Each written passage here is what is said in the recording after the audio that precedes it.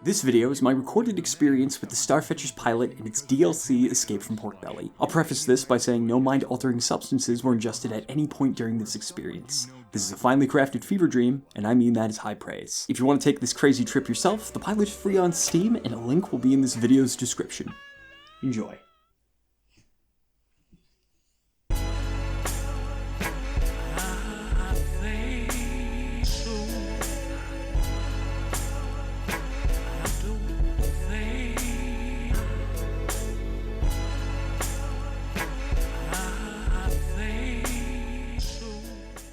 It begins as most things do, with a vibe.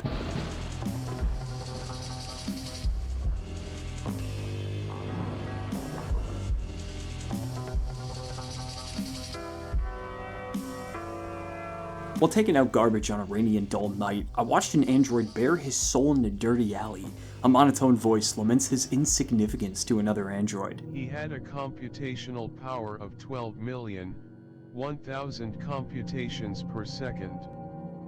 1,000 more computations more than me each second. 60,000 more computations more than me each minute. 3,600,000 more computations more than me each hour. 86,400,000 more computations more than me each day. 604,800,000 more computations more than me each week. 241,9200,000 more computations more than me each month. He had me beat. As a ceremonial gesture before leaving, they dunked my head in gold and sang for he's a jolly good fellow. Returning inside seems a better prospect than staying with an existential machine and Girl Scouts suggesting crispy copies of iCarly Season 2. But I'm welcomed back with a decree from the vice manager. Here's a pig stick, the meat dungeon awaits. Before heading in, I glance up and see my supervisor has been Employee of the Month back-to-back. Impressive stuff, especially with him delegating all the work to me.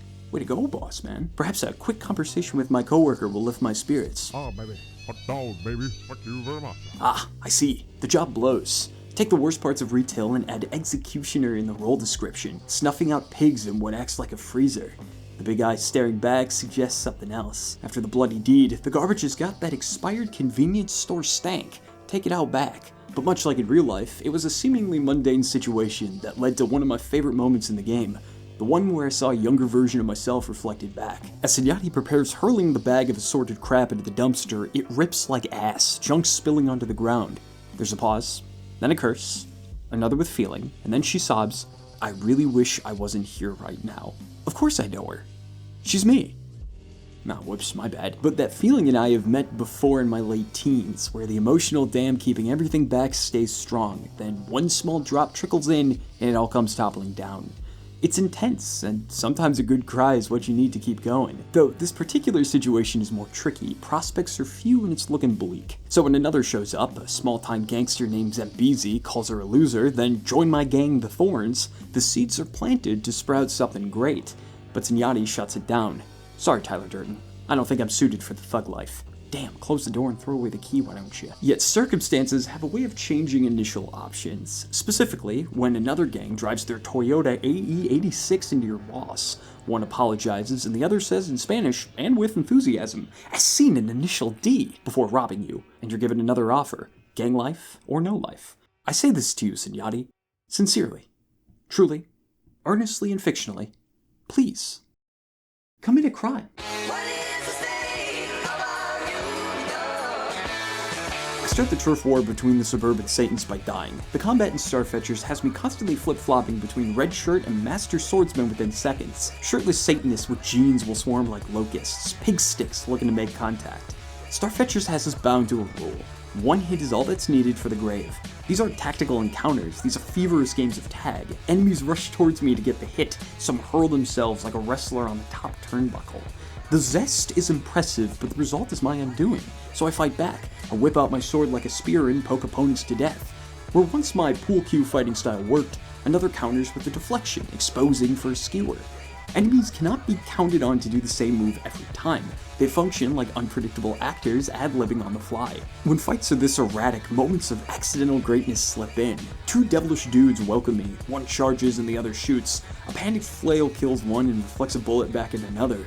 Rapid-fire retries suddenly conjure a victory out of nowhere, more progress than previous, rewarded with another death.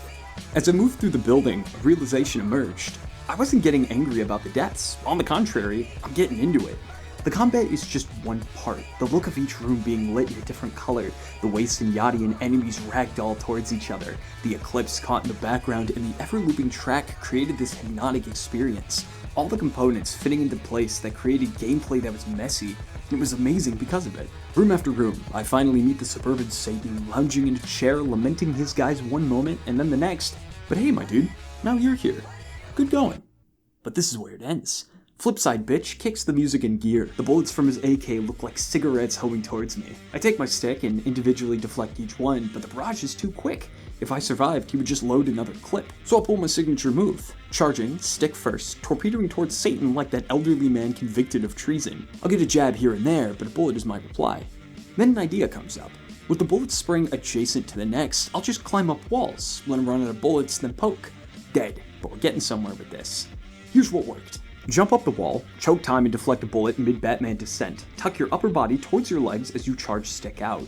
Now as soon as you make contact, hug him, talk yourself out of it, then double down as you soar into the air, launching off his forehead into a wall. Slide like a bird on the window and panic deflect bullets. Keep the stick pointed out and arch your back horizontally. Rush forward and deflect a bullet with a hit, poke him a third time, and as he hops consistently, turn your arms into jelly as you secure hit 4. Repeat wall jump, choke hold time, deflect during the Batman descent, charge, and that's all she wrote. Simple stuff, really. Do all these steps exactly, and I cannot guarantee you a victory. I won't dictate the dying man's last words, but I will highlight my favorite lines. Thorns? Who even are you guys? Loser name. Suburban Satans. Now that's a name you hang on the fireplace. That name comes home and puts on jeans. Please, if you're gonna claim this place as your own, bury me and my men in the backyard. All 46 of us. One grave. You'll have a lot of digging. So I'll grab a shovel. After unearthing, Zambezi shares the legend of the Grey Zone's king, Doghead. The guy shows up out of nowhere and takes out all the greats. Niblets 2000, Nipped. Go-Go Shrimp Daddy, Decimated. Patty and the Fuggies, Fatal. Photorealistic Horse. He's dead. After toppling all the key players, he dipped, standing upon that lone tower up in the sky, and no one knows why. But gangs live in the buildings in hopes of meeting him. The stronger the gang, the closer they reside, and in the lower parts of the Grey Zone, the Thorns got a lot to prove. Yet this victory takes them one step closer. Zambezi reeks of ambition, the get-rich-or-die trying type, take any opportunity and run with it. So when ambushed by two G-men offering a job, one looking like a cartoon character, the other a Muppet with a hand on his nuts, paying to extract another agent from a rival gang, how could one possibly refuse?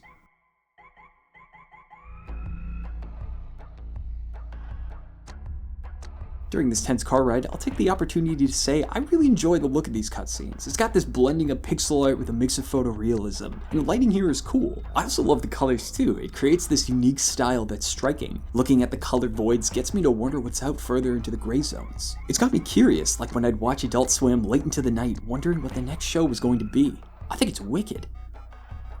Also, that mad scientist from Robot Chicken freaked me out for years, man. Oh, cool, we're here. It's only as I'm deep into a prison with convicts that I realize how fun the combat is to watch, especially when accidentally fumbling into brilliance. Lo and behold, I present two such scenes on my way to the warden's office.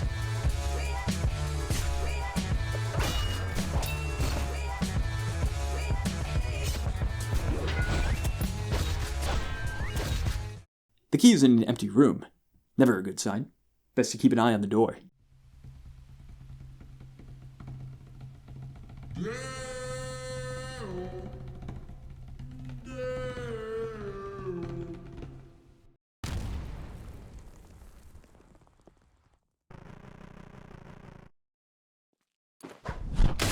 The warden fight has me playing tennis. He fires grenades and I position my stick to reflect them back.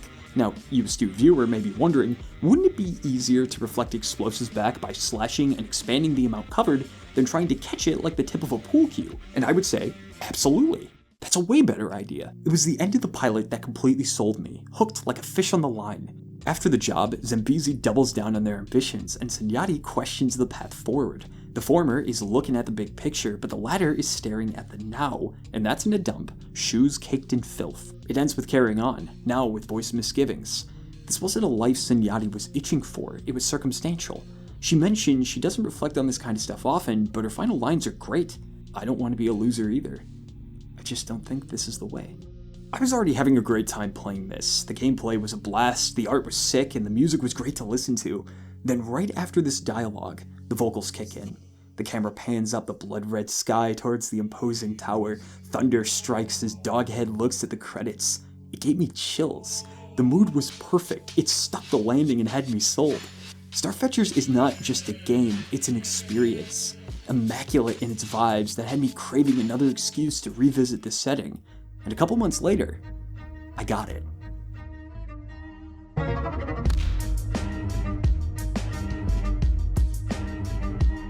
I never thought of myself as a brawler. Quick with a laugh and slow to anger is more my preferred style. But when Escape from Pork Belly pitches a punch 'em up as its gameplay, well, hand me some tape, please. The Rhinestone Cowboys aren't happy with the Thorns toppling the Suburban Satans. Now kidnapped with a debt to pay, Zambezi struggles through the illegal fighting ring Pork Belly.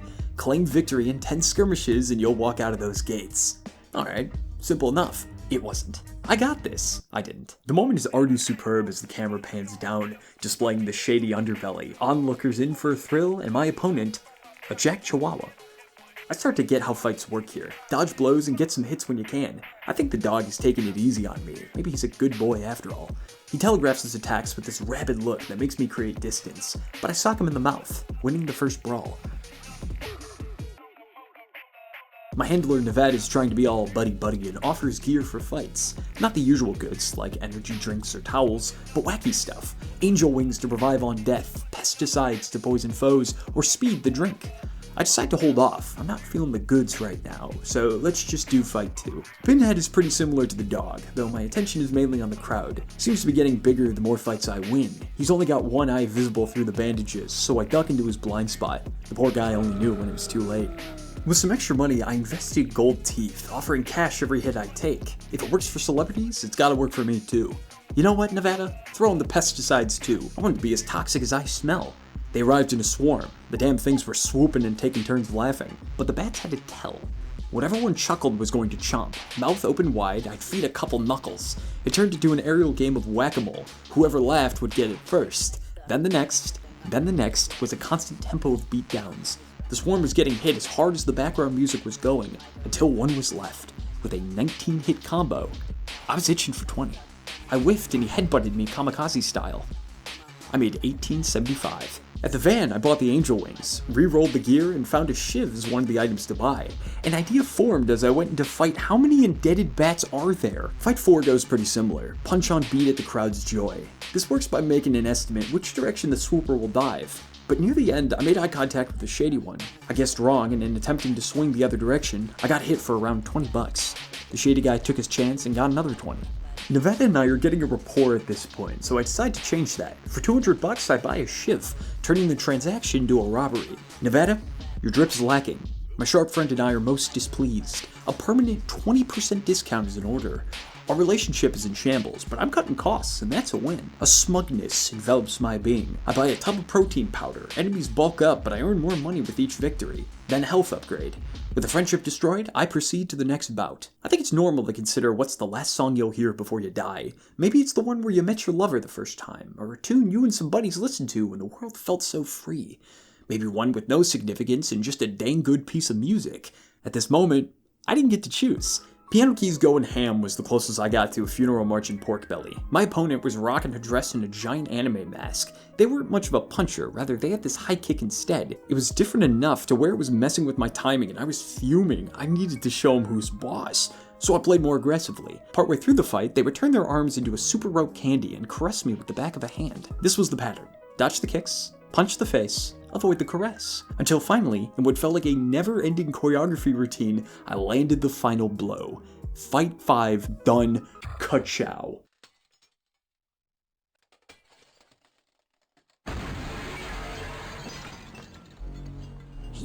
We're good, right?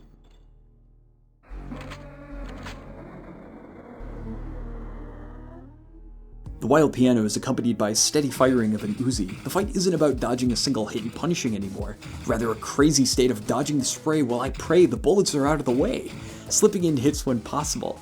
The red diamond becomes avoided like good faith in an argument. Accidental whiffs become saving graces. Yet luck can only go so far.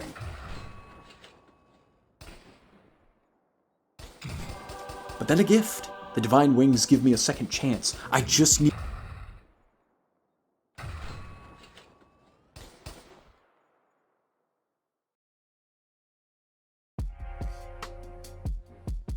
Show me a person who has won 10 fights in a row on their first try, and I will be very impressed. Pork Belly has some meaty roadblocks. I'll be cruising through the first couple of fights no problem, but when I see that fragile, false face on the 5th bout, I'm in the trash chute out of here. Thanks for having me. What intentionally excited me was the intense style. The addition of scan lines and warped framing makes it seem like it's displayed on an old TV. Vindicated when pausing the game and seeing my inputs from a remote, along with characters ranging from adorable and grotesque, and the absolutely slappin' soundtrack had me eager to check this out. What got me coming back from the pile of bodies was the framing. Realizing I needed to win 10 fights in a row wasn't disheartening, it was exciting. A chance to practice the combat system, digging deep into the belly and seeing what lies further past the blood and dislodged teeth, and soak in the atmosphere with each descent to round 1 as I tried to piece together the lyrics to Motorola. Here's what I got.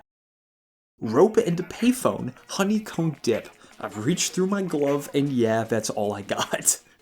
I never fought someone hiding behind a fridge before, but there's a first time for everything. The guy would poke out with a knife to defend himself. When he popped his head above, wielding akimbo peace signs, that's when I'd strike. Take each loss on the chin. Any foe could be the one to do you in. And take care of your health. Here's an example. Smoking kills. I got KO'd by a pack of cigarettes. The goods from the back of the scrappy van may be questionable, but if they give an edge, I'll enhance my performance. And it was donning myself in an overkill amount of apparel and charms that secured my victory in Pork Belly. Here's what drip I'm rocking. Number 1, a biker helmet to reduce damage. Number 2, poison knuckles. When I punch, I want it to feel like Tabasco in the eyes. Number 3, vampire teeth to steal life with every hit. Flesh, glass, bombs, it doesn't matter. Override my bone chompers with a plastic set, please. Number 4, barbed wire. If I'm hit, I want enemies to be in as much pain as I am. Number 5, the snapback cap. Besides rockin' style, the more moths in my wallet, the harder I hit. Number 6, angel wings, baby. If I'm going down, I'm not staying out. Number 7, no kidding, gear stacks? I'll take another helmet. And number 8, okay, I'll put another set of vampire teeth in my mouth too. I would say you're more than welcome to use my build, but I had a chance encounter with a magician who gave me cash for picking the right card.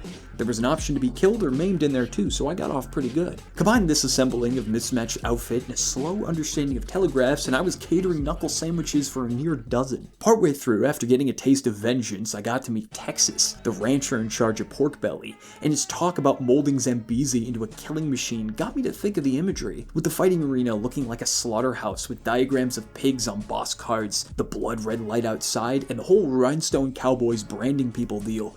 It made me think how fighters aren't treated like people. They're fresh meat. Prove yourself worthy as a quality cut and you're out of here. Don't and we own you, as property or as waste to be dumped if you're not useful. It got me to think about the meat dungeon in the pilot, pigs awaiting death until one walks in with the stick.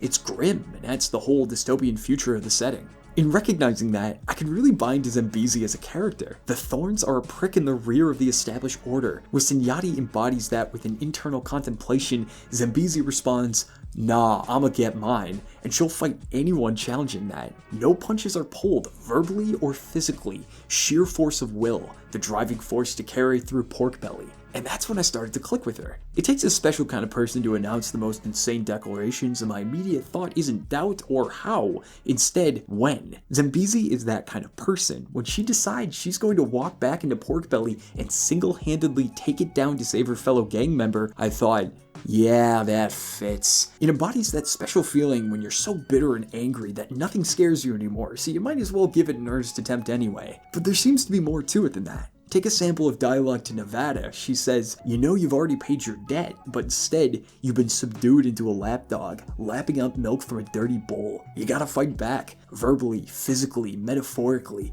bite the hand that feeds you. I am the furthest thing from punk. My go-to outfit choice is an unbuttoned cardigan and I lack the conviction. But I've noticed an interest in media that hold that attitude of seeing things for how they are and declaring their fury with unabashed confidence. The approach of, take me as I am or don't, I'm still going to be me. I think that earnestness is commendable. And with Zambezi, I see that conviction and think, right on, show 'em who's boss. And this leads to the finale, as Crumbling Castle by King Gizzard and the Lizard Wizard plays a descent through pork bellies in order, as you walk through the den and take down any rhinestone cowboys getting in the way. There's quite a few.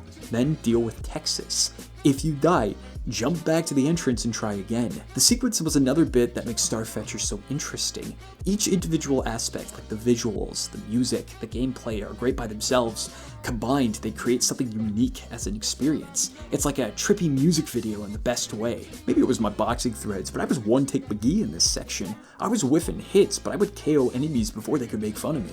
It was great. No one entering brawling range was safe, not even this guy on the toilet. Texas was quite the foe. The dude is built like a fridge. It wasn't hard to land hits, but I'd take quite a few when trying to dodge. I get him on the ropes and he decks me in the gut so hard, I fly through the ceiling into the roof and kick off the second phase. The final fight changes it up. Neon lights indicate distance. Whoever is aggressive enough pushes the other off. I need to cut through his health bar to make one push. Getting hit once pushes me. His hands crack like a whip, but I don't catch him. Once I get the rhythm, I can pop off 2 hits that dodge consistently. As the last of his health bar starts to dwindle, I consider I might be pretty good at this game. Yeehaw, partner.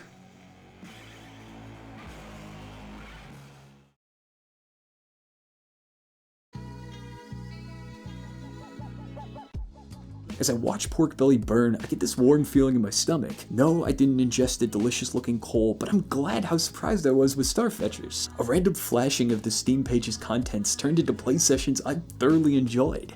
With episode 1 currently in development as of this video's creation, I'm eagerly hopping on this metaphorical bus. I have no idea where we're going, but I'm looking forward to it. If you're interested, the Steam links are in the video's description. Before I saunter on over to the nearest watering hole, I want to say some things I'm thankful for in making this video better than it would be without them. Number 1, Svav Velkin for making the game. Hopefully I didn't butcher the Swedish language there. Thanks for making it as baller as it is. Number 2, thank you Constrobuz and Saffron for letting me use your contributions to the game's soundtracks. The stuff is straight fire. Links to their pages will be in this video's description. Number 3, thank you Fear, Loathing in Las Vegas by Hunter S. Thompson for existing. I've reread that book around 3 different times through the years and it was a huge influence to the writing style of this script. And finally, thank you for watching.